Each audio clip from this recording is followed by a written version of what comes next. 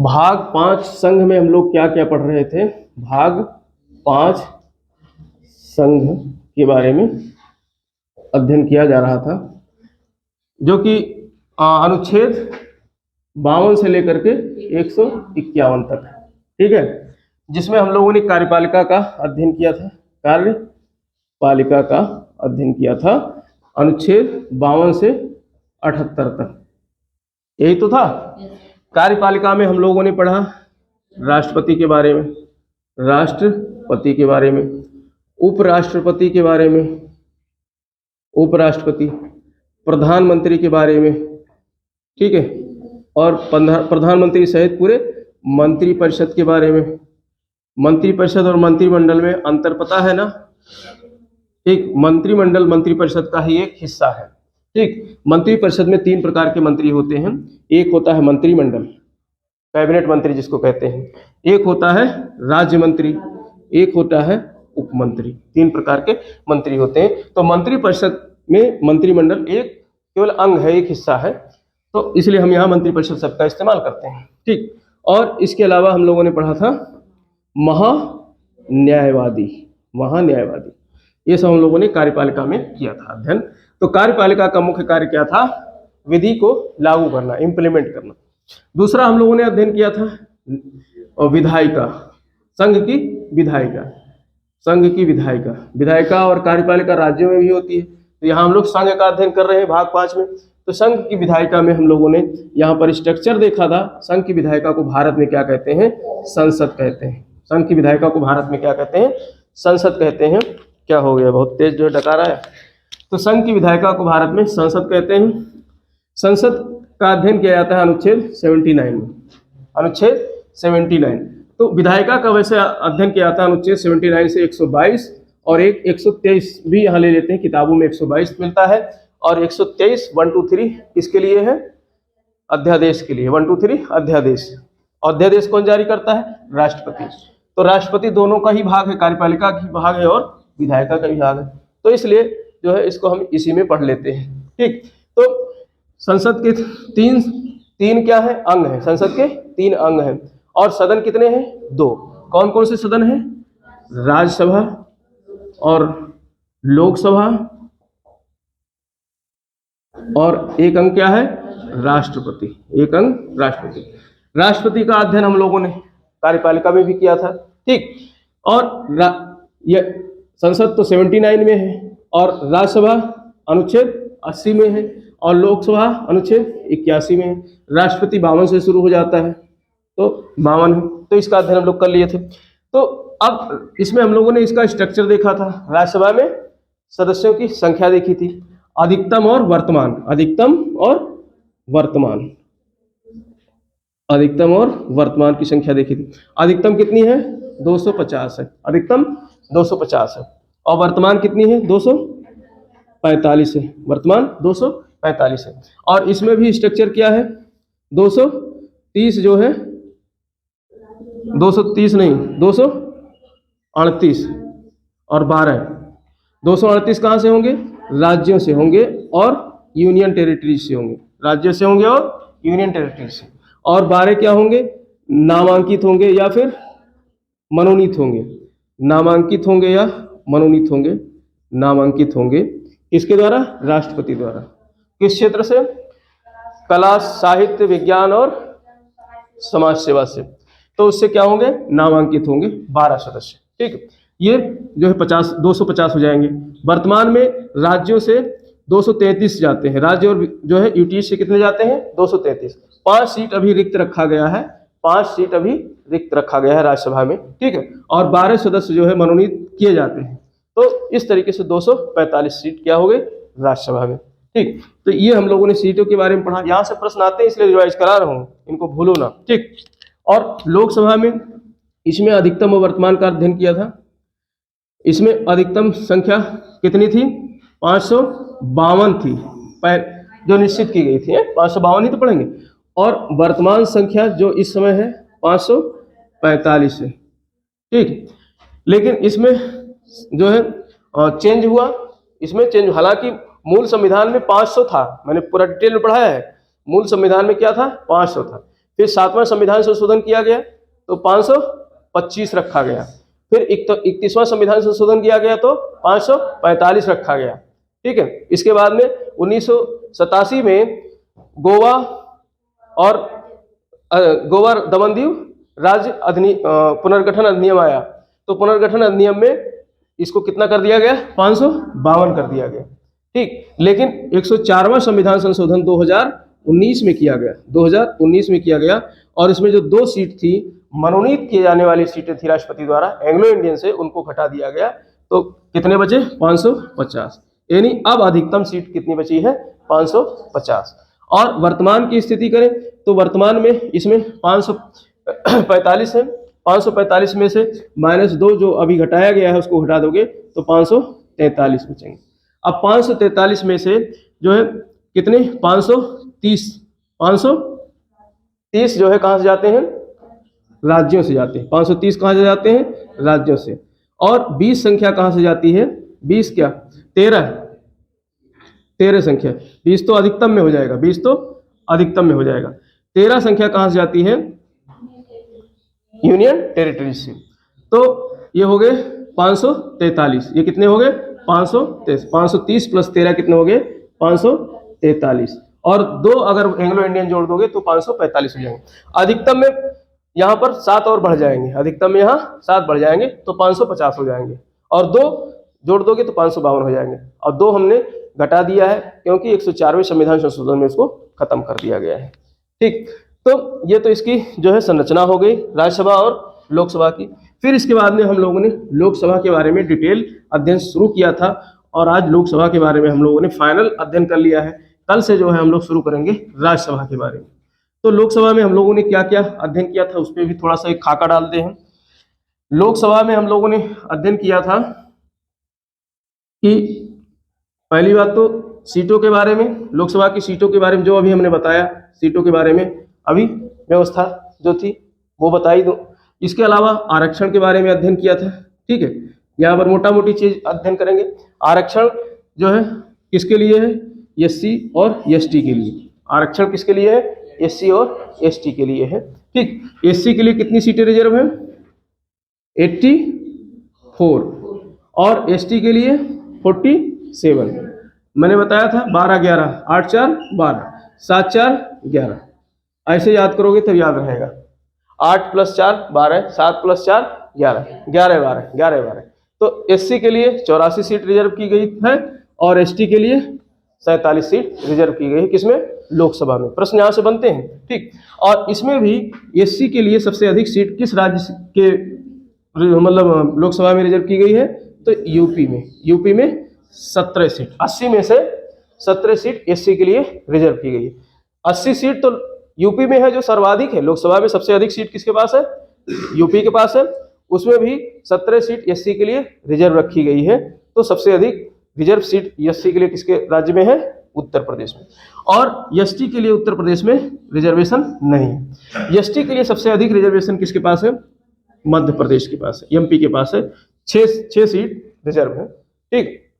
तो इस तरीके से आरक्षण की व्यवस्था का अध्ययन किया था। इसके अलावा हम लोगों ने लोकसभा में अध्ययन किया था कि लोकसभा के मेंबर्स जो हैं वो उनको कौन भेजता है, लोकसभा के मेंबर्स किस तरीके से निर्वाचित होते हैं और कौन निर्वाचित करता है। तो मैंने बताया था यहाँ पर क्या है? वयस्क मताधिकार है, सार्वभौमिक मताधिकार। वयस्क सार्वभौमिक मताधिकार है। सार्वभौमिक का मतलब है पहले सार्वभौमिक नहीं होता था। पहले जो है जब अंग्रेज थे तो धीरे धीरे बढ़ाया गया। पहले तो जो टैक्स पेड करता था सिर्फ वही मत देता था, जो टैक्स देता था। यानी टैक्स कौन देगा? अमीर देंगे। और फिर बाद में पुरुष और सभी पुरुषों को जोड़ा गया, यानी वयस्क पुरुष जो होते थे वो निर्धारित किया गया। महिलाओं को अभी भी नहीं भागीदार किया गया। ठीक है। फिर धीरे धीरे महिलाएं भी भाग लेने लगी। तो पुरुष और महिलाएं जो वयस्क होंगे वो सभी इलेक्शन में जो है प्रतिभाग करेंगे। तो इसी को कहा जाता है सार्वभौमिक। अगर किसी को वंचित कर दिया गया, मान लो विकलांग है, लूला लंगड़ा है, विकलांग है, या महिला है, या बोल नहीं सकता है, अगर उसको वंचित कर दिया जाएगा तो सार्वभौमिक नहीं कहा जाएगा। तो सार्वभौमिक इसलिए कहा जाता है क्योंकि सभी जो जिसके योग्य हैं, यानी जिसकी आयु 18 वर्ष पूरी हो चुकी है, चाहे महिला हो चाहे पुरुष हो, और वो अपना नाम कहाँ दर्ज करवा ले? वोटर लिस्ट में, तो वो अपना वोट कर सकता है। इसी को कहा जाता है सार्वभौमिक मताधिकार। तो वयस्क होना चाहिए। वयस्कता की उम्र पहले कितनी थी? 21 वर्ष। और कौन से संविधान संशोधन में इसे 18 वर्ष कर दिया गया? 61वें। कौन से संशोधन में? 61वें। तो 61वें संविधान संशोधन में इस उम्र को घटाकर कितना कर दिया गया? 18 वर्ष। ठीक है। और भारत का नागरिक हो। इसके बाद में हमने पढ़ा था लोकसभा सदस्यों की अर्हताएं क्या है, उसकी योग्यताएं क्या होनी चाहिए, कौन लोकसभा का सदस्य बन सकता है। तो पहला हमने पढ़ा था वो भारत का क्या हो? नागरिक हो, भारतीय नागरिक होना चाहिए। ठीक है। दूसरा हमने पढ़ा था उसकी आयु कितनी वर्ष होनी चाहिए? 25 वर्ष। राज्यसभा में 30 वर्ष और लोकसभा में 25 वर्ष। तो राज्यसभा एक वृद्ध सदन हो गया, लोकसभा एक युवा सदन हो गया। ठीक। तो इसकी आयु 25 वर्ष होनी चाहिए। और इसके अलावा हमने क्या पढ़ा था? हाँ, उसकी कुछ जो है निर्भरताएं पढ़ी थी हमने, अयोग्यताएं पढ़ी थी। अयोग्यताओं में क्या पढ़ा था कि वो लाभ के पद पे ना हो, वो लाभ के पद पे ना हो। और लाभ का पद, सरकारी नौकरी सभी लाभ के पद होते हैं और मंत्री पद लाभ का पद नहीं होता है। ठीक। राष्ट्रपति पद लाभ का पद नहीं होता है, उपराष्ट्रपति पद लाभ का पद नहीं होता है। ठीक है। सिर्फ कौन होते हैं? सरकारी सेवक होते हैं जो लाभ के पद में होते हैं। तो लाभ के पद वाले जो है इलेक्शन नहीं लड़ सकते हैं। उनको इलेक्शन लड़ना होगा तो अपने पद को त्यागना पड़ेगा, इस्तीफा देना पड़ेगा, तब लड़ सकते हैं। और कोई अगर विधायक लड़ रहा है, कोई मंत्री लड़ रहा है, तो उसे लड़ लेने दो। और अगर बन गया तो ठीक है, नहीं तो अपने पद पे तो बना ही रहेगा। और यहाँ पर नौकरी वाला इस्तीफा देकर जाएगा, उसके जो है न घर का न घाट का रहेगा। अगर वहाँ नहीं जीता तो बर्बाद हो जाएगा। तो इस तरीके से लाभ के पद पर नहीं होना चाहिए। और इसके अलावा पागल नहीं होना चाहिए। और जो है दिवालिया नहीं घोषित होना चाहिए। पता चला दिवाला निकल गया है, नीरव मोदी जैसे लोग दिवालिया हो गए, भाग गए, जो है बर्बाद होकर के, छोड़ छाड़ के, लूट लाट के। तो ऐसे दिवालिया नहीं होना चाहिए। ठीक है। पागल दिवालिया नहीं होना चाहिए। तो इस दल बदलू नहीं होना चाहिए। और हाँ, और दो दल बदलू कह रहा हूँ, मतलब वो क्या कहते हैं उसको, जो अपराधी जो 2 वर्ष या 2 वर्ष से अधिक का सजा याफ्ता जो है अपराधी नहीं होना चाहिए। 2 वर्ष से कम सजा काट आया हो कोई दिक्कत नहीं है, लेकिन 2 वर्ष या उससे अधिक जेल में रहा है, जेल में निरुद्ध रहा है, अपराधी रहा है, तो वो भी अयोग्य हो जाता है। ठीक। यहाँ पर और सरकारी सेवक के लिए अगर एफआईआर ही हो गया अगर थाने में तुम्हारे नाम से, तो सरकारी सेवक में नहीं जा सकते हो। सिर्फ कोई जो है फंसाने के चक्कर में, मान लो कोई पड़ोसी जल रहा हो तुमसे, ठीक है, और पढ़ने में होशियार हो बच्चा घर का, और उसकी नौकरी निश्चित है लगनी है, तो पड़ोसी किसी न किसी केस का बना करके और एफआईआर करवा देगा थाने में जा करके, पैसा वैसा दे करके। अब जब नौकरी तुम्हारी लगेगी तो वहाँ से थाने को इंक्वायरी आएगी, यहाँ से नाम भेजेगा, अरे फलानवा निरुद्ध था, इसमें एफआईआर था, लड़की छेड़ रहा था, यह कर रहा था, वो कर रहा था, बस लो गई नौकरी। लेकिन यहाँ पर जो है, यहाँ पर क्या है, 2 वर्ष उससे कम में जेल जा सकता है, चाहे मर्डर किया हो, चाहे बलात्कार किया हो, कुछ भी किया हो, 2 वर्ष से कम में जो है लड़ सकता है। जेल में ही रहकर लड़ लेते हैं लोग इलेक्शन। तो ये शानदार व्यवस्था हमारे संविधान में किया गया है। ठीक है। मंत्री नेता बनाने के लिए। तो जो है ये सब जो है इसकी क्या है, निर्भरताएं हैं। निर्भरताओं के अंतर्गत हम लोगों ने अध्ययन किया था। और इसके अलावा क्या क्या अध्ययन किया उसमें? हाँ, फिर इसके बाद अध्यक्ष और उपाध्यक्ष के बारे में अध्ययन किया। लोकसभा के अध्यक्ष, तो लोकसभा का अध्यक्ष जो है इसमें सबसे महत्वपूर्ण जो है बात, हम लोगों ने एक शब्द आया था प्रोटेम स्पीकर। कौन सा? Protem speaker. यहाँ से प्रश्न कई बार पूछा जाता है, तो इसे ध्यान रखना। प्रोटेम स्पीकर, प्रोटेम स्पीकर का मतलब होता है जब लोकसभा का निर्वाचन हो जाता है, आम चुनाव हो जाता है, तो आम चुनाव के बाद में जो है पहली बैठक होती है लोकसभा की। तो उस पहली बैठक से पहले क्या होता है, राष्ट्रपति महोदय सबको शपथ दिलवाने का उनका ठेका रहता है कि सभी को शपथ दिलवाना है। तो राष्ट्रपति महोदय कितने को शपथ दिलवाएंगे भैया? तो इसीलिए राष्ट्रपति महोदय क्या करते हैं, कहते हैं भैया हमने एक व्यक्ति को नामांकित कर दिया, तू ही जा सबको शपथ दिलवा। तो अब उस व्यक्ति का कोई ना कोई तो नाम रखा जाएगा, तो उसको अस्थायी अध्यक्ष कहा जाता है, प्रोटेम स्पीकर कहा जाता है। तो प्रोटेम स्पीकर सभी मेंबर्स को, जो लोकसभा के सभी मेंबर्स हैं, उनको क्या दिलाता है? शपथ दिलाता है। ठीक है। उसके बाद पहली बैठक होती है। उस पहली बैठक में सबसे पहला काम किया जाता है, अध्यक्ष का निर्वाचन होता है, अध्यक्ष और उपाध्यक्ष का। अपने बीच से ही किसी व्यक्ति को अध्यक्ष और किसी व्यक्ति को उपाध्यक्ष बना दिया जाता है। और प्रोटेम स्पीकर शपथ दिलाने के बाद उसका पद समाप्त हो जाता है। अध्यक्ष और उपाध्यक्ष के निर्वाचन में भी प्रोटेम स्पीकर जो शपथ दिलाने के बाद में उसका योगदान होता है। तो इस तरीके से प्रोटेम स्पीकर का पद स्वतः समाप्त हो जाता है और अध्यक्ष जो है निर्वाचित हो जाता है लोकसभा का और उपाध्यक्ष निर्वाचित हो जाता है। फिर ये पीठासीन अधिकारी होता है। अध्यक्ष जो है लोकसभा का पीठासीन अधिकारी होता है। बेशक वहां पर प्रधानमंत्री बैठक में बैठा हो, लेकिन प्रधानमंत्री की सीट नीची होगी, पीठासीन अधिकारी की सीट ऊंचा होगा, इसीलिए वो पीठासीन अधिकारी होता है। तो अध्यक्ष के हम लोगों ने कार्य और शक्तियों के बारे में अध्ययन किया था। क्या क्या अध्ययन किया था अध्यक्ष की कार्य? तो अध्यक्ष सबसे पहले तो जो है सदन की कार्यवाहियों की अध्यक्षता करता है। सदन की कार्यवाहियों की अध्यक्षता करता है। सदन में शांति व्यवस्था बनी रहे, इस चीज को वो चेक करता है, देखता है। अगर कोई सदस्य जो है, कोई मेंबर, कोई सांसद सदन में अशांति उत्पन्न करता है तो ऐसी स्थिति में अध्यक्ष का कार्य क्या है? उसको चेतावनी देना, और एक बार नहीं मानता है, 2 बार नहीं मानता है तो जिस तरीके से श्री कृष्ण भगवान ने शिशुपाल वध के लिए 100 जो है बार जो है जैसे ही उसने अपराध किया गाली दिया और अपना सुदर्शन चक्र चला दिया था, ऐसे ही अध्यक्ष महोदय कहते शांत जा भैया, शांत नहीं होगा, दूसरी बार चल कर ले उत्पात, तीसरी बार बेटा तुझको डिवॉर कर दूंगा, तो उसको सस्पेंड कर देते हैं।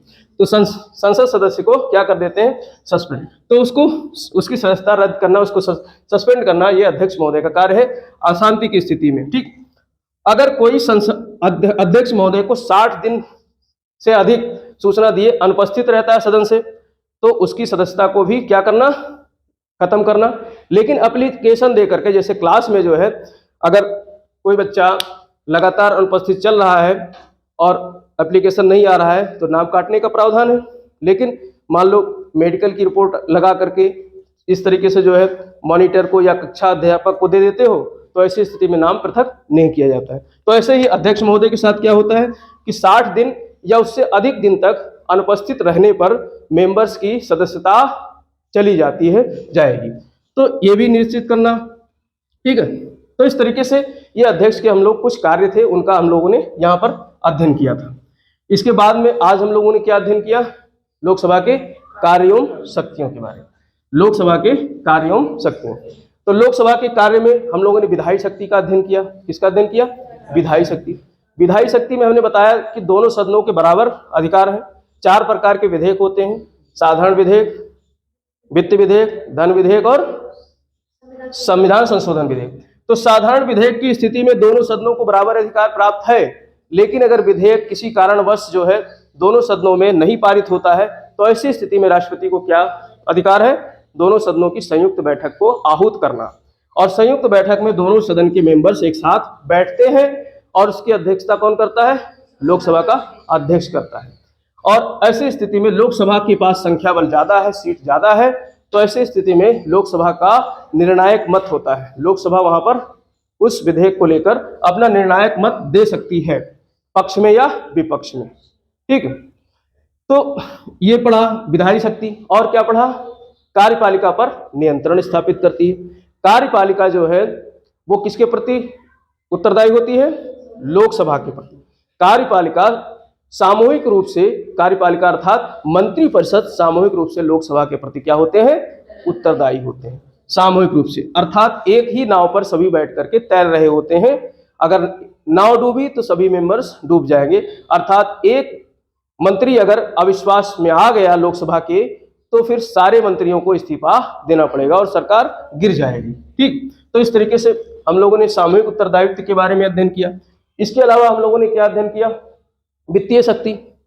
वित्तीय शक्ति, जो धन विधेयक होता है उस धन विधेयक को डिक्लेयर कौन करता है? लोकसभा का अध्यक्ष। और इसके अलावा धन विधेयक कौन से सदन में पारित किया जाता है, प्रस्तावित किया जाता है? सबसे पहले लोकसभा में।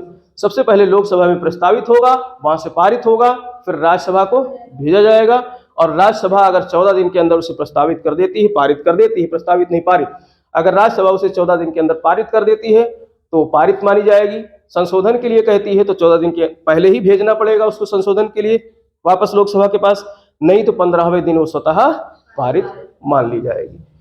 तो इस तरीके से कुछ कार्य और शक्तियों के बारे में लोकसभा का अध्ययन किया। कल हम लोग जो है राज्यसभा के बारे में पढ़ेंगे, अनुच्छेद 80 के बारे में। तो राज्यसभा शायद एक ही क्लास में हो जाएगा। इसके बाद में दोनों को कंबाइंड रूप से लोकसभा और राज्यसभा का तुलनात्मक एक अध्ययन होगा। फिर उसके बाद में जो है किस तरीके से विधान बनता है, किस तरीके से विधेयक प्रस्तुत किया जाता है, कितने वाचन होते हैं, ठीक है, कितने वाचन में जो है विधेयक बिल बन जाता है, कानून बन जाता है, ये सारा हम लोग अध्ययन करेंगे।